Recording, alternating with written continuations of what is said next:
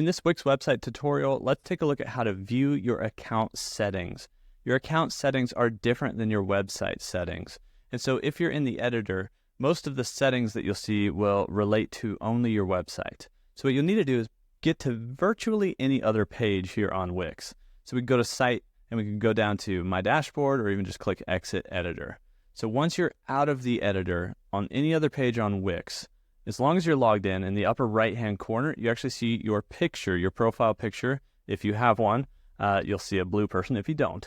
But this drop-down is where you get to Account Settings. So you click on Account Settings, and there's quite a few settings here actually.